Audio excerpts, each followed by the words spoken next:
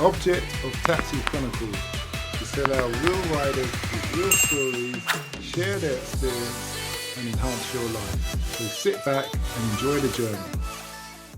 Morning. Yes, we're back with another episode, another rider. Today we have someone all the way from down under, Nathan, and he's a choreographer. He's been doing it for many, many years. So let's listen and learn and see what we can find out.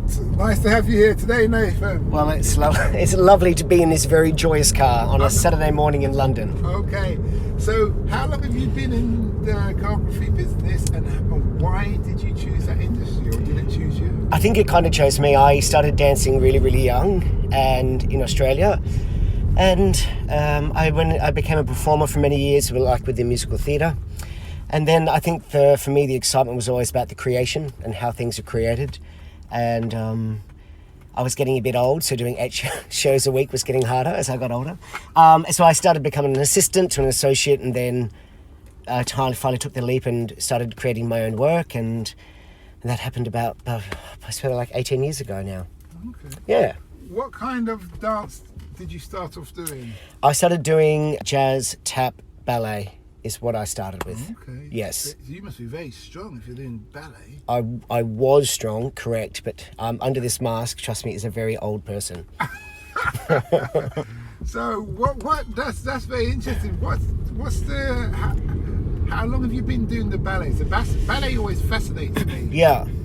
I think I've done ballet. I did ballet my whole life up until adulthood. I think ballet is the foundation of all forms of dance, no matter what area you branch out to. I think ballet is the foundation of everything, of technique, so it's at the time I didn't really want to do it, but I'm so thankful I did it, because it really, it teaches you everything that I feel you need to know.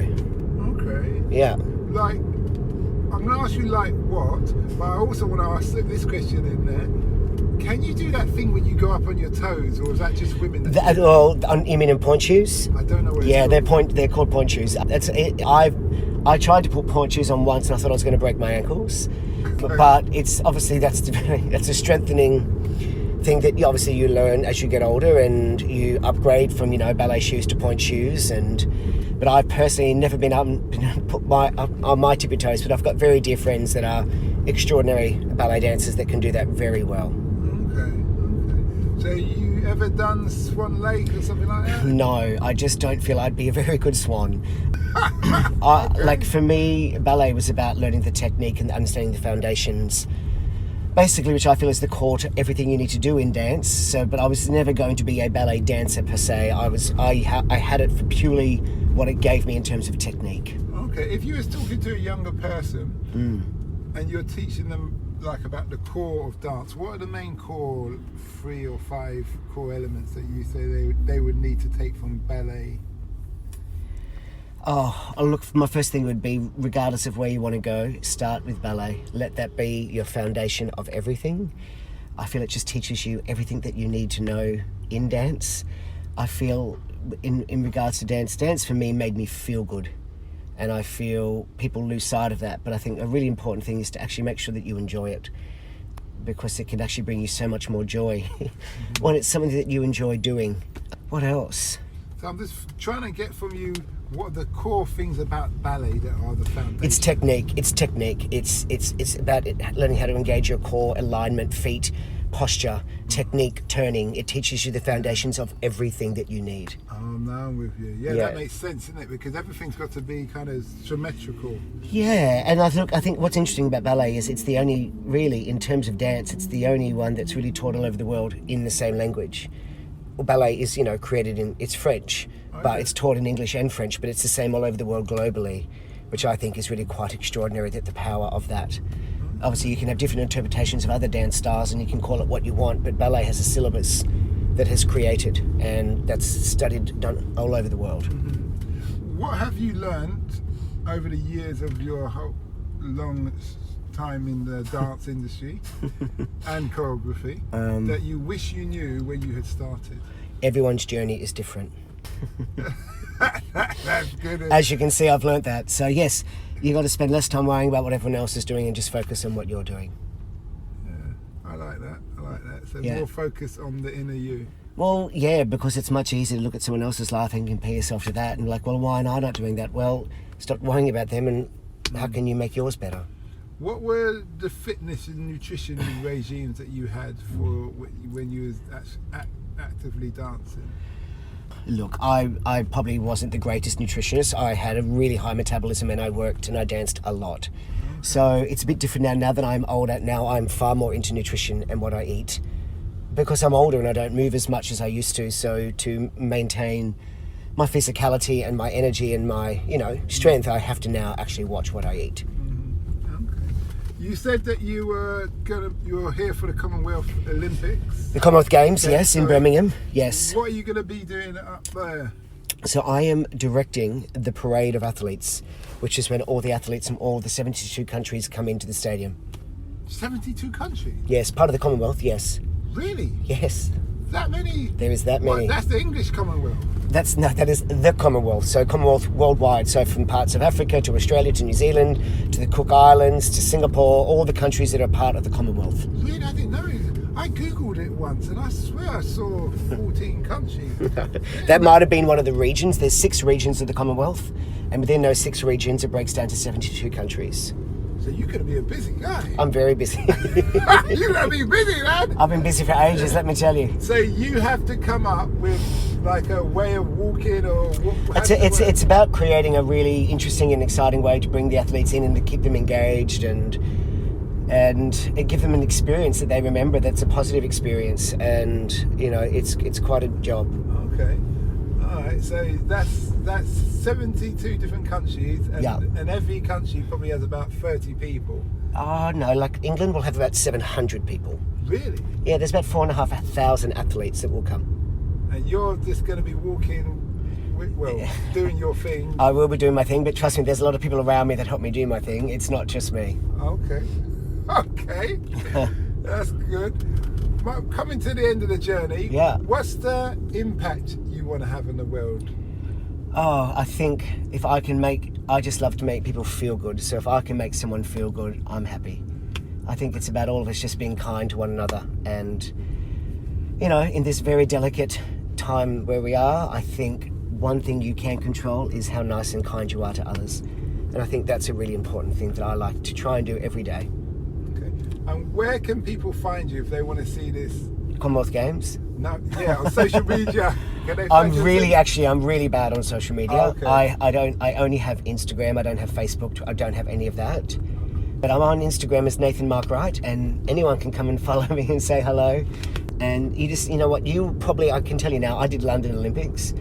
I bet you have given people lifts that did London, and if you said, if they were a performer, I'm sure they would know me. If you said, oh, I picked up Nathan once. So if you ever pick up a volunteer performer from the London Olympics, say, hey, I picked up Nathan Wright one day, do you know him? And I think they'll say yes. Okay, well, thanks a lot for that. No worries. And I wish you well. We hope that episode enhanced your life.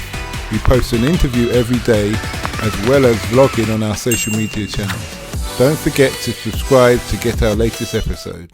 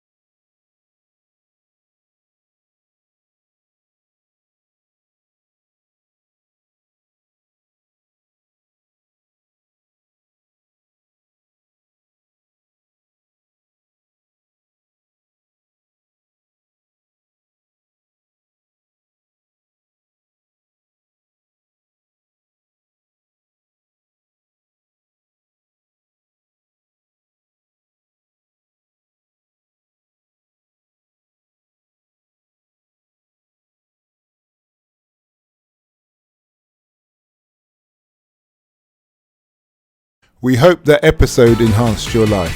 We post an interview every day as well as vlogging on our social media channels. Don't forget to subscribe to get our latest episode.